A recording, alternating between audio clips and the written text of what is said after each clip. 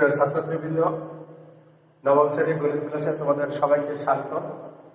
আজকের গণিত ক্লাসে তোমাদের একটি নতুন অধ্যায়, নতুন পাঠ ত্রিকোণমিতিক অনুপাত নিয়ে আমরা কথা বলবো। আজকের পাঠ হচ্ছে ত্রিকোণমিতিক অনুপাত। এই ত্রিকোণমিতি শব্দটি একটি গ্রিক শব্দ।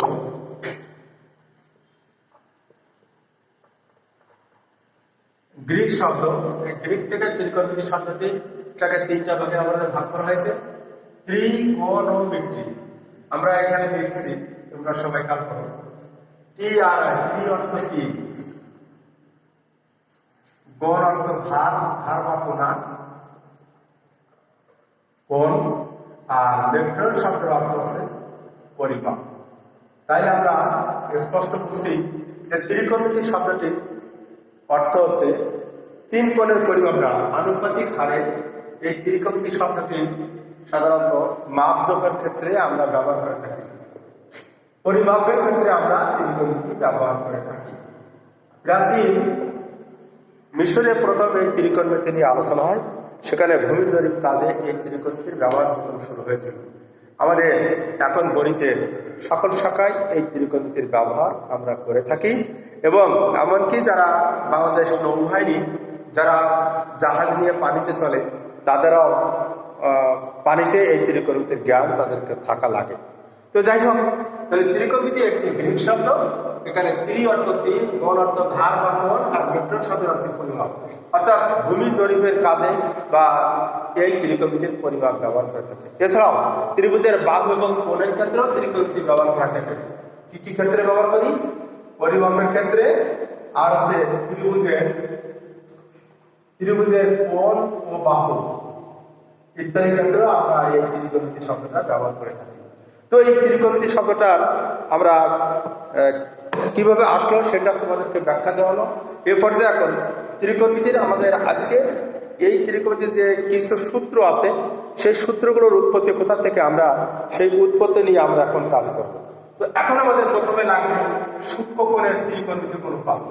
এই যে নতুন একটা জিনিস, এবং এর যে সূত্র আবিষ্কৃত হয়েছিল সূক্ষ্মকোণের ত্রিকোণমিতিক অনুপাত। তোমরা সবাই খেয়াল করো, একটি চিত্র আমরা আঁকছি, এই চিত্র থেকে আমাদের এই ত্রিকোণমিতিক কোণগুলো আসছে। সেই চিত্রটা আমরা একটু খেয়াল করি সবাই, যে আমাদের প্রথমে আমরা যখন একটি রশ্মি নিই আর একটা রশ্মি নিই, পরস্পর যদি দুটো রশ্মি নিলাম, একটা হচ্ছে এখানে একটি বিদ্যুৎ দ্বারা কোণ তৈরি করছে, এখানে হচ্ছে আমরা নিলাম এ, আর এটা হচ্ছে এক্স, এটা ও। এই কোণটাকে আমরা একটি নতুন নাম দিয়েছি, সেটাকে বলা হচ্ছে থিটা। আমরা এই ত্রিকোণমিতির ক্ষেত্রে একটু খেয়াল করো, আমরা যখন জ্যামিতির ক্ষেত্রে কোণ তৈরি করি, আর এটাকে বলে থিটা অথবা কেউ বলে থিটা। এটা হচ্ছে একটি বিদেশি শব্দ, অর্থাৎ এটাকে আমাদের কোণ হিসেবে আমরা ব্যবহার করে থাকি। যেমন জ্যামিতির ক্ষেত্রে আমরা 30 ডিগ্রি, 40 ডিগ্রি, 50 ডিগ্রি এবং 60 ডিগ্রি কোণ আমরা এঁকে থাকি। আর ত্রিকোণমিতি যেহেতু একটি নতুন অধ্যায়, নতুন জিনিস, এখানে আমাদের কোণটাকে আমরা থিটা হিসাবে চিহ্নিত করি। ইতিমধ্যে তোমরা দেখতে পেয়েছো যে আমরা চিত্রে থিটা নামে একটি কোণ দিয়েছি। আমরা কখনো এটা থিটা, কখনো এক্স, কখনো ওয়াই, কখনো বি, কখনো পি, বিভিন্ন ভাবে আমরা চিহ্নিত করে থাকি। তবে আবিধানিক অর্থে আমরা সবসময় এটাকে আমরা থিটা হিসাবে চিহ্নিত করে থাকি। তো এই চিত্র থেকে, এই যে ত্রিকোণমিতির যে প্রতিভয় সূত্র, এই চিত্র থেকে আসছে। তো এই চিত্র থেকে আমাদের যে সূত্রগুলো আসবে, সেই সূত্রগুলো দ্বারা আমরা প্রয়োগ করতে হবে। ঠিক আছে? তাহলে আমাদের কি আসলো? আমরা এক্স ও এ কোণ একটি কোণ চিহ্নিত করলাম, এক্স ও এ কোণ, এই কোণটাকে আমরা থিটা দিয়ে চিহ্নিত করলাম। তোমরা দেখতে পাচ্ছ যে এক্স ও এ কোণ অথবা এ ও এক্স কোণ একটি কোণ আমরা বোর্ডে এঁকেছি, এবং এই কোণটাকে আমরা থিটা দিয়ে চিহ্নিত করেছি। এখন আমাদের কাজ কি? এই কোণটি ওই বাহুর পর একটা বিন্দু নেব, পি। একটা বিন্দু কি নিব? পি একটি বিন্দু নিলাম। এই পি থেকে ওই এক্স এর উপর আমরা একটা লম্ব টানি, নাম কি? ইএফ। তোমরা দেখতে পাচ্ছ, যখনই আমরা একটি লম্ব অঙ্কিত করলাম ভূমির উপরে, তখন পি ও এফ একটি সমকোণী ত্রিভুজ গঠিত হলো। কি ত্রিভুজ? পি ও এফ। আমরা প্রাথমিক কথাগুলো বুঝে বললাম, একটি সমকোণী ত্রিভুজ গঠিত হলো। তোমরা একটু খেয়াল করো, পি ও এফ একটি সমকোণী ত্রিভুজ গঠিত হলো। আমরা পাশে নিলাম। এই সমকোণী ত্রিভুজ সম্পর্কে আমাদেরকে একটু ভালো করে জানতে হবে। সমকোণী ত্রিভুজের সংজ্ঞাটার সঙ্গে আমাদের এই চিত্রটার একটি সম্পর্ক আছে। যেমন আমরা একটা চিত্র আঁকলাম এ বি সি। তোমরা দেখতে পাচ্ছ যে ত্রিভুজে একটি কোণ এক সমকোণের সমান। কয়টি কোণ? একটি কোণ এক সমকোণের সমান, তাকে আমাদের সমকোণ বলে। এটাকে সমকোণ বলা হয়। এটা সূক্ষ্মকোণ, এটা সূক্ষ্মকোণ। তো এখন এই তিনটি বাহুকে তিনটি নাম দেওয়া হয়। একটা হচ্ছে এবি, একটা হচ্ছে বিসি, আর একটা হচ্ছে এসি। এবিকে আমাদের বলা হয়, আমরা ছোট থেকে একটা 6-7 শিখেছি লম্ব। এর আরেক নাম হচ্ছে বিপরীত বাহু। আরেক নাম কি? বিপরীত বাহু। বিসি হচ্ছে ভূমি, যেটা মাটি বরাবর থাকে, ভূমির সাথে থাকে, এটাকে আমাদের বলা হয় ভূমি। এর আরেক নাম হচ্ছে সন্নিহিত বাহু। সন্নিহিত বাহু। আর অতিভুজের কোনো পরিবর্তন হয় না, অর্থাৎ ভূমি এবং লম্বের যে বিপরীত বাহু থাকে তাকে আমরা অতিভুজ হিসাবে চিহ্নিত করি। এসি হচ্ছে অতিভুজ। অতিভুজ। তো এই তিনটি বাহুকে আমরা চিহ্নিত করতে হবে। ঠিক এই সমকোণী ত্রিভুজ যে তিনটি বাহু আমরা চিহ্নিত করলাম, এখানেও কিন্তু একটি একটি সমকোণী ত্রিভুজ গঠিত হয়েছে।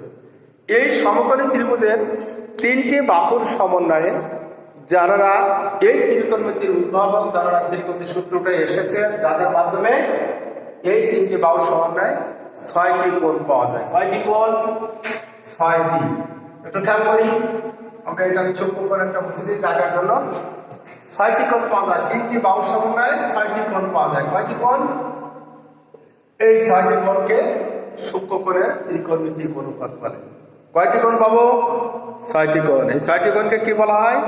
সূক্ষ্মকোণের ত্রিকোণমিতিক অনুপাত।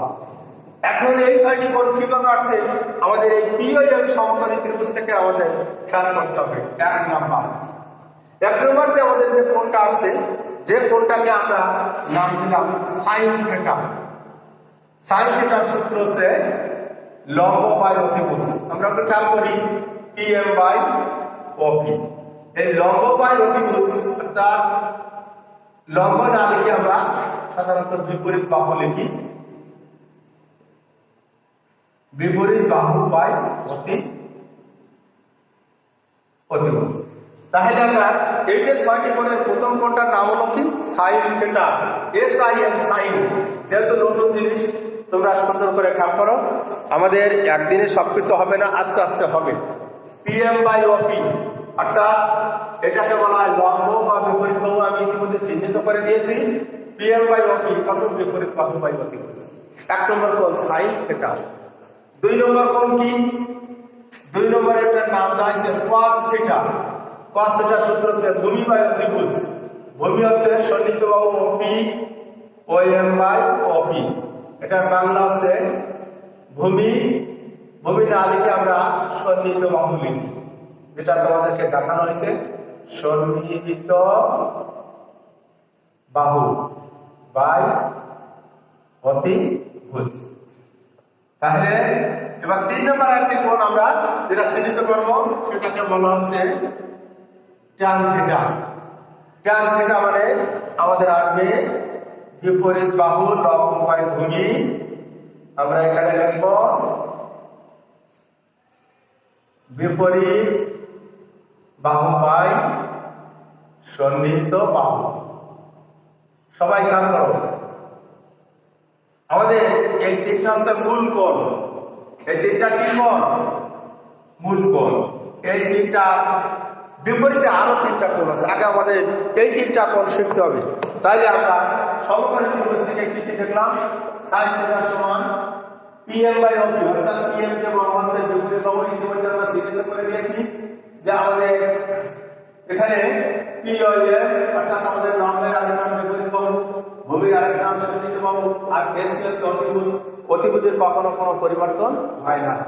তাহলে আমরা পিএম বাই ওপি বিপরীত বাহু বাই অতিভুজ, ওএম বাই ওপি সন্নিহিত বাহু বাই অতিভুজ, ট্যান থিটা সমান। এই 3টা আমাদেরকে মনে রাখতে হবে।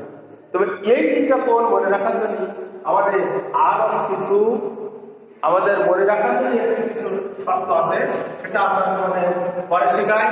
যেমন সাইন থিটা। সাইন থিটা সমান মনে রাখতে পারো তোমরা সাগরে লবণ আছে, সাগরে লবণ আছে। 2 নম্বর cos থিটার ক্ষেত্রে তোমরা মনে রাখতে পারো কবরে ভূত আছে, কবরে ভূত আছে। 3 নম্বরে tan থিটার ক্ষেত্রে তোমরা মনে রাখতে পারো ভূতের আকারটা হচ্ছে প্যারা লম্বা ভূত। তার মানে আমাদের বোঝানো হচ্ছে যে আমাদের এই যে 3টা কোণ আমরা নিয়েছি, দেখো সাইন থিটা মানে সাগর, লম্ব বা অতিভুজ, এই লম্বন মানে লম্ব, আছে মানে অতিভুজ। cos থিটা মানে কবর, ভূত মানে ভূমি, আছে মানে অতিভুজ। tan থিটা মানে প্যারা, এই যে বিপরীত বাহু মানে লম্ব, লম্ব বাই ভূত মানে লম্ব বাই ভূমি, ভূমির আরেক নাম হচ্ছে সন্নিহিত বাহু। এই যে 3টা কোণ আমাদের আসলো, এই 3টা কোণের সমন্বয়ে আমরা আরো 3টা বিপরীত কোণ আছে। অর্থাৎ সাইনটা যদি আমরা উল্টাই যাই তাহলে একটি কোণ পাবো, কসটা যদি বিপরীত করি তাহলে একটি কোণ পাবো, এবং ট্যানটা যদি আমরা বিপরীত করি তাহলে একটি কোণ পাবো। তাহলে আমরা এই 3টা কোণ মনে রাখার জন্য যে প্রবাদটা দিলাম, এটা হলো মনে রাখার জন্য সাগরে লবণ আছে, কবরে ভূত আছে, প্যারা লম্বা কোণ। তোমরা মনে রাখবে এবং খাতায় লিখে নাও। আমরা এই 3টা কোণের আর 3টা বিপরীত কোণটা একটু লিখে দেখাই দেব। তাহলে আমাদের আমরা উপরে চিত্রটা বলছি, এই মূল কোণের বিপরীত আর 3টা কোণ আছে, সেই 3টা কোণ আমরা একটু আমরা রাইট সাইডে লিখে দিই। তোমরা খেয়াল করো, অবশ্য 4 নম্বর লেখা যাবে 3, 3 এর পরে 4। এই সাইডের বিপরীত যে কোণটা তার নাম হচ্ছে কোসেক থিটা, অর্থাৎ উল্টায় যাবে, ওর বিপরীত হবে মূল কোণ তার সাইডের সাথে কোসেক। আমি চিহ্নিত করে দিলাম ওপি বাই পিএম 4, 5। এবার পদের থেকে এর যে বিপরীত কোণ তার নাম হলো সেক থিটা, সেকের উল্টায় দাও OP by OM. Number 6, tan থেকে যেটা আসবে তার বিপরীত কোণ হচ্ছে কট থিটা, কট থিটা হচ্ছে ওএম বাই পিএম। তাহলে এই 6টা কোণ কিন্তু আমাদের মনে রাখতে হবে।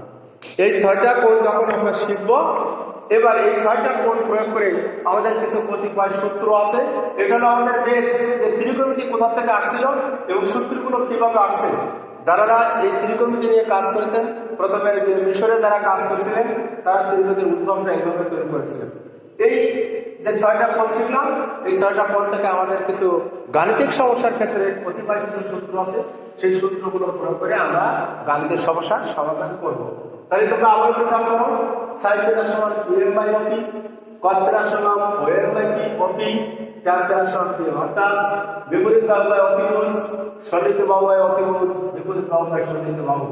কোসেক অর্থাৎ সাইন যা আছে সেটা উল্টা দিলে কোসেক হবে, সাইনের সাথে সম্পর্ক কোসেকের, কসের সাথে সেকের, ট্যানের সাথে কটের। এই 6টা কোণ sine cos tan cosec sec cot, এই 6টা কোণ যদি আমরা মুখস্থ করতে পারি তোমাদের বেশি কাজ না। তোমরা আগে 1 সপ্তাহ ধরে এই 6টি কোণই মুখস্থ রাখো। এই 6টি কোণ মুখস্থ রাখার পরে তারপরে আমরা সূত্র আনবো পরবর্তী ক্লাসে। তবে আমরা আরো 2টি সূত্র আছে, সেটা একটু লিখে দেবো, তোমাদের খাতায় লেখা থাকবে। আস্তে আস্তে কোণগুলো চিনো।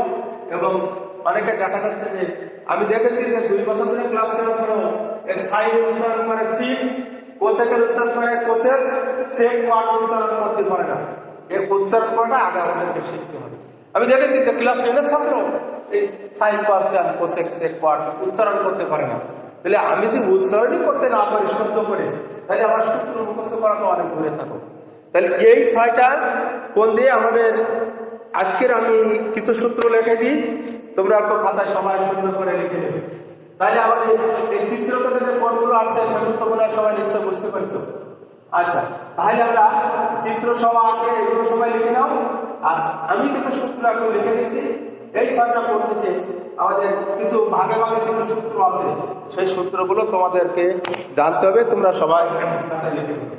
আমরা আজকের এই সূত্র থেকে কতিপয় সূত্র লিখে নাও, কতিপয় সূত্রাবলী। সেই সূত্রাবলী কি কি? প্রথমে আমাদের সম্পর্কের ভিত্তিতে একটু আগে বলেছি যে সাইনের সাথে কোসেকের সম্পর্ক, তোমাদেরকে কিন্তু আমি একটু আগে দেখিয়েছি। তোমরা এটা মনে রাখবা, কার সাথে কার এটা মনে না রাখলে কিন্তু আমাদের সূত্র মনে থাকবে না। সাইন থিটা এবং ইনটু কোসেক থিটা সমান 1, সাইনের সাথে কোসেকের সম্পর্ক। এর থেকে আমরা দুটো মান বের করতে পারি। তোমরা একটু খেয়াল করো সবাই, সাইন থিটা সমান লিখতে পারি 1 বাই কোসেক থিটা, আর কোসেক থিটা সমান লিখতে পারি 1 বাই সাইন থিটা। এরপরে 2 নম্বর সূত্র সম্পর্কের ভিত্তিতে 2 নম্বর আছে, আমি একটু আগে 3 শ্রেণীতে তোমাদের দেখিয়ে দিয়েছিলাম cos theta into sec theta সমান 1। সূত্রগুলো আমরা বক্স করে দিলাম যাতে তোমাদের মুখস্থ করতে মনে রাখার জন্য সহজ হয়। cos থিটা সমান 1 by sec theta, sec theta সমান 1 বাই cos থিটা। একইভাবে আরেকটি সূত্র আছে, লিখে আমরা আজকে এই পর্যন্ত শেষ করব। আরেকটা আছে tan theta into cot theta সমান 1। ঠিক সম্পর্কের ভিত্তিতে আমাদের তিনটা সূত্র, tan থিটা সমান লিখতে পারি 1 বাই cot থিটা, আর cot থিটা সমান লিখতে পারি 1 বাই tan থিটা। তো আমাদের সম্পর্কের ভিত্তিতে আমরা আজকে তিনটি সূত্র লিখলাম। আর কিছু সূত্র আছে, আমরা পরবর্তী ক্লাসে তোমাদেরকে মোটামুটি এই সূত্র নিয়ে কথা বলবো। যা হোক, আজকে যেটুকু আলোচনা করলাম 6টা কোণ সম্পর্কে শিখো এবং 3টা সম্পর্কের ভিত্তিতে সূত্র লিখেছি, এগুলো তোমরা বাড়িতে ভালো করে মুখস্থ করো। পরবর্তী ক্লাসে বাকি সূত্র লিখে আবার আমি তোমাদেরকে লিখে তারপর আমরা গাণিতিক সমস্যার সমাধান করবো। যখন আজকের ক্লাস এখানে শেষ, সবাই মোটামুটি খাতায় ঠিক করে লিখে নিয়ে যাও। পরবর্তী ক্লাসে আবার এই সূত্রে তোমাদের সাথে কথা হবে। খুদা হাফেজ।